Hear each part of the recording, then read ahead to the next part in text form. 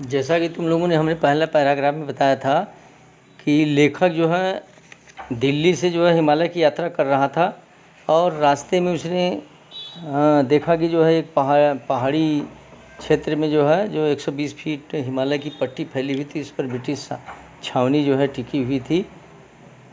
वह हर जो है स्टेशन पर अपने डिब्बे को खोल दिया करता था और नीचे उतर करके अपने डिब्बे के दरवाजे खोलता था और नीचे उतर करके लोगों से बातचीत किया करता था। उन लोगों से जो बातचीत किया करता था उसमें हिंदू, सिख, मुस्लिम, ईसाई आदि रहा करते थे और 2-3 लोगों को खोजने के बाद एक को पाता था जो अंग्रेज़ी बोला करते थे और उनसे बातचीत किया करता था। वह उस दिन के मुख्य समाचार के ऊपर बात करता था अथवा जो है संसार के मुख्य मसलों के ऊपर बातचीत किया करता था। इस तरह वह राष्ट्र की भावनाओं को जानने का प्रयास कर रहा था लोगों की बातचीत के माध्यम से। तीसरे पैराग्राफ में जो है उसने प्राकृतिक दृश्य का वर्णन किया है। दिल्ली से जो है जो वह हिमालय की यात्रा कर रहा है उसके बीच में पड़ने वाले प्राकृतिक दृश्य का वर्णन कर रहा है। देखो इसको, द रूट ले through one of the richest of India agriculture area, माने वह मार्ग जिससे वह जा रहा था वह भारत का सबसे संपन्न कृषि क्षेत्र पड़ता था। This was the plain of upper Ganga river, यह ऊपरी गंगा नदी का मैदानी भाग था। 1000 फीट एबव सी लेवल, जो समुद्र की लेवल से लगभग 1000 फीट की ऊंचाई पर था। बट ट्रॉपिकल, लेकिन जो है यह उष्ण कटिबंधीय क्षेत्र था। The Ganga was brown silted, Ganga जो है भूरी रेत के साथ बह रही थी। सोलन विथ फ्लड वाटर, और बाढ़ के पानी से उफन रही थी।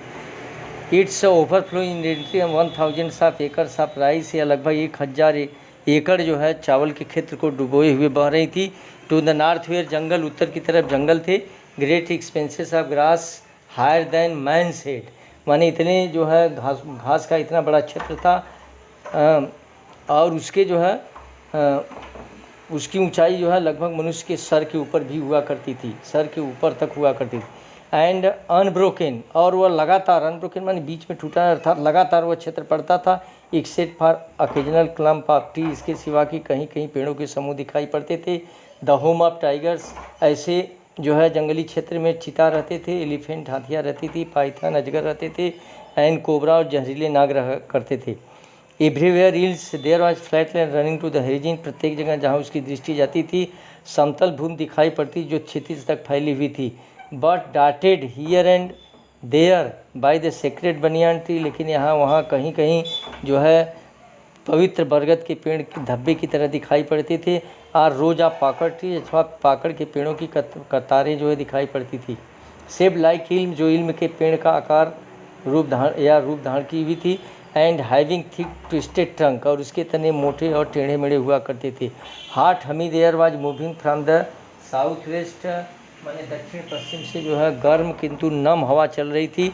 Monkeys, some of them mothers with babies hanging them and riding underneath, बंदरियाँ जो तो अपने बच्चों को अपने जो है शरीर में लिपटाए हुए, अपने पेटों से लिपटाए हुए भोजन की तलाश में नीचे उतर जाया करती थी।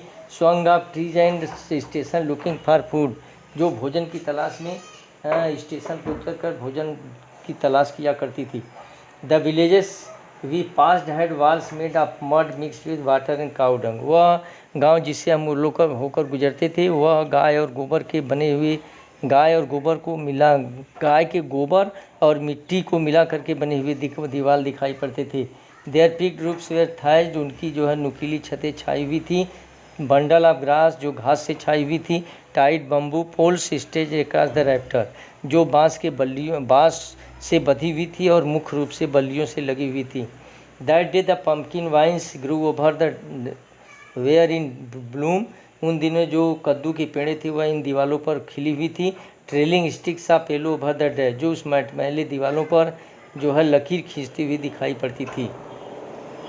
इसका अंग्रेजी सुनो, माने इन दीज लाइन्स, पहले रेफरेंस कॉन्टेक्स्ट लिखोगे कि in these lines the writer has describe about the natural features of the area from which he was making his journey. The writer was making his journey from the richest agriculture area, he saw many fields of the rice, he saw this was the area of upper Ganga 1000 feet above from the sea. The Ganga was brown silt swollen with flood water and inundating thousands of acres of rice.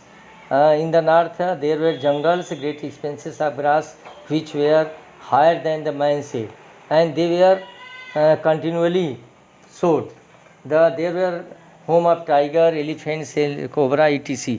There were plant running from the origin. So the writer was very much affected to see these things. He saw the pakar trees, shaped like elms and other things, other trees. The Hamid hair was moving from the southwest. The mother was hanging from the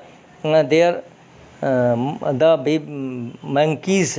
The babies of monkeys were hanging from their mother, and the mother swung come down from the station at the station looking for food. The villages passed. The writer saw that they were mixed with the water and cow dung. They were thatched with the pig droops, which were bound from the stage across the rafters. That time the pumpkin vines were bloom, which shows the trailing sticks of the yellow drab walls. At one station, my routine of talking with the people was interrupted. As soon as I alighted, a group of young children gathered around me. They were selling baskets and woven reed baskets with simple designs and patterns.